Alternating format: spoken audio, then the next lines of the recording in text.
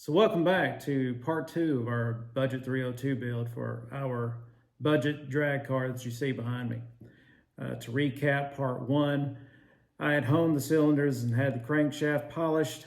I had installed new piston rings and new crank and rod bearings and had the rotating assembly in minus the camshaft. And when I ended the video, that's what I was waiting on.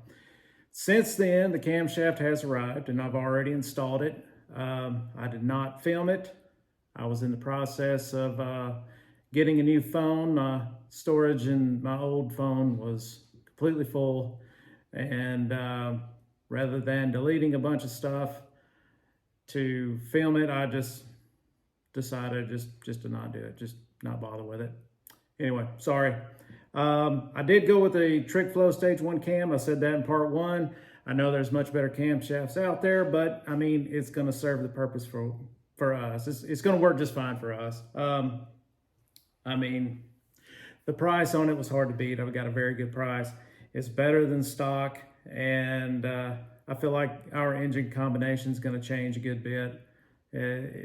Maybe, I don't know, we may do this and then pull it out and put a Coyote in it or something. I don't know. We'll see, to be determined. Anyway, like I had said in part 1, I did not replace the camshaft bearings. I cleaned those up and they look really good.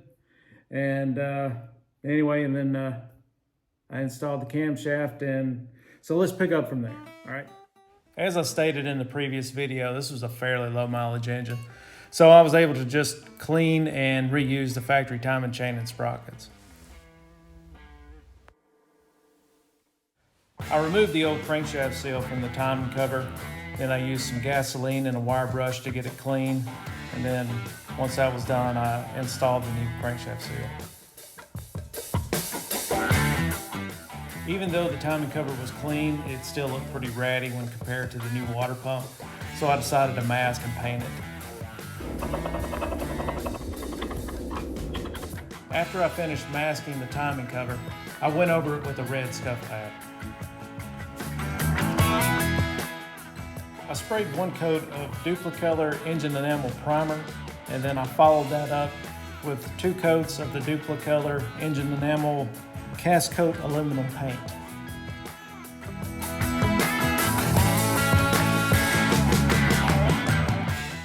I put RTV on both sides of the timing cover gasket, but I only put it on the 2 ends that meet the oil pan.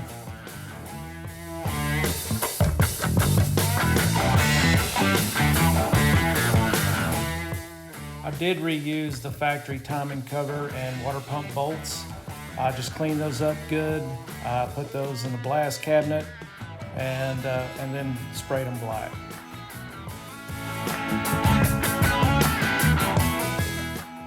Once everything was snug, I torqued everything to spec. Now I've made multiple passes through the torque sequence just to ensure that everything was tight.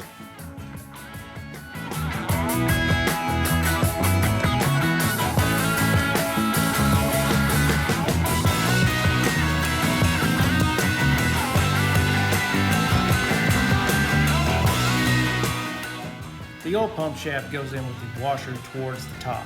Again, this is a low mileage engine. There was no wear on the shaft, so I reused it. I know the smart thing would have been to opt for a hardened ARP shaft, but I'm going with a Melling oil pump. This is just a standard volume. It came with new gaskets for the pump and the oil pickup tube. I know it is suggested that you replace the oil pickup tube whenever you replace the oil pump, but again, so I took the factory pickup tube and just hosed it down with some brake clean and went with it.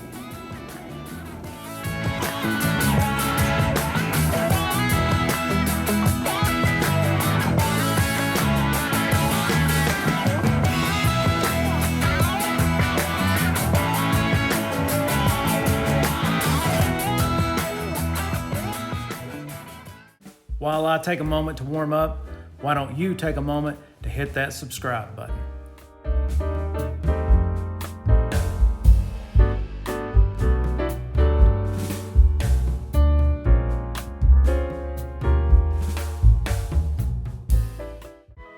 right, moving on.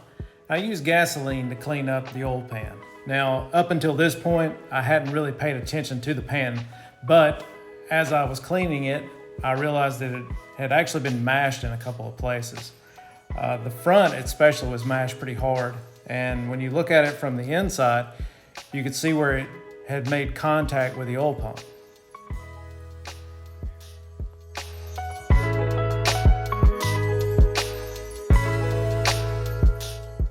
This is the body hammer I'll be using to do most of the work on the oil pan. A little detail about this body hammer. It actually used to be a little longer, came to a point. Now, sharp points and sheet metal don't really go together. Instead of repairing, you're doing more destroying of the sheet metal than you are repairing it. So what I did was cut it off and see if the camera will focus in on it. I rounded that in, and it works pretty well as far as getting into a hard to reach area.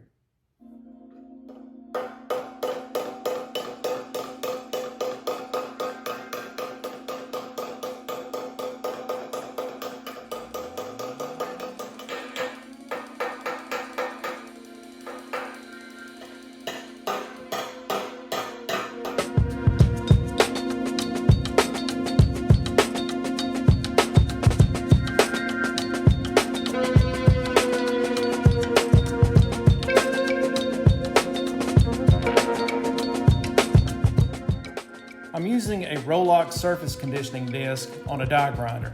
Now this is going to do two things. Number one, it's going to eliminate any marring that occurred whenever the pan was damaged. The second, it's going to highlight any areas that need more hammer work.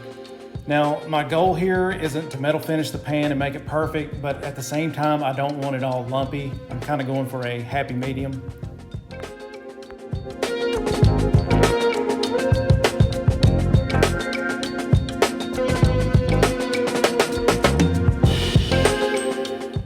Once I was happy with that, I moved on to my 3-inch DA with some 320 grit. I used that to feather edge the paint and to prep the metal for paint.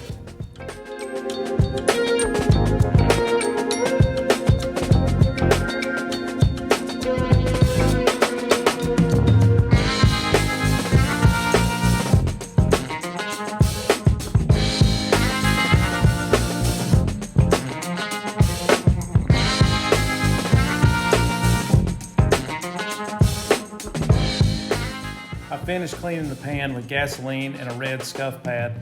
That way I could clean and sand at the same time. Once cleaned, I wiped it down with wax and grease remover and painted.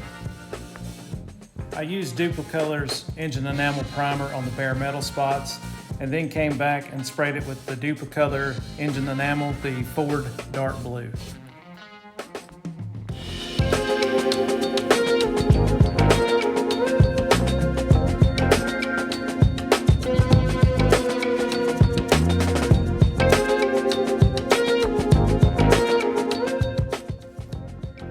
I went with the Felpro one-piece gasket.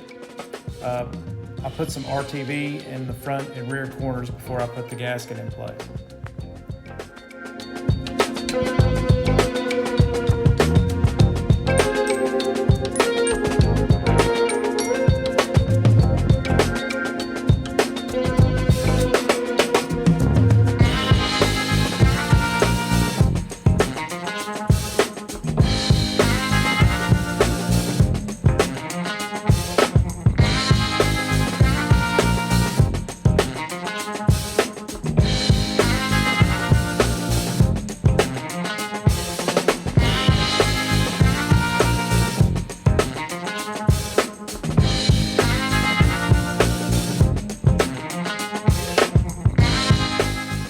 Incrementally tighten the bolts by beginning at the middle and working my way to the ends. Now I didn't want to risk bending the pan flange, nor did I want to risk distorting the gasket. So I did this by taking my time and making multiple passes until the pan was completely seated. Once the pan was seated, then I was able to torque to spec.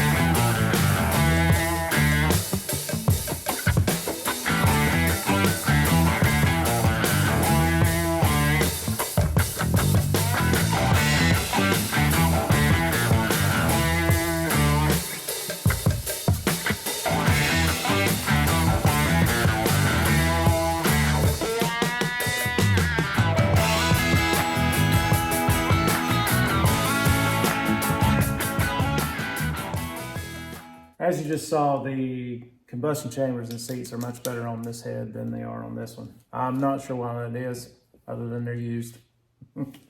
From here, I'm going to do a little bit of port work. Nothing major. I don't want to go crazy, and I don't want to mess anything up. I don't know a lot about porting, but I do think I can improve on what's there. So I'm going to get that done and then get these to the machine shop, get a valve job done, get the head surfaced, and then get them assembled, painted, and put on. So in the next video, I'm going to go ahead and wrap up now. In the next video, I'll be picking up with these, and anyway, try to get the rest of the engine together, get this thing wrapped up. All right, thanks for watching.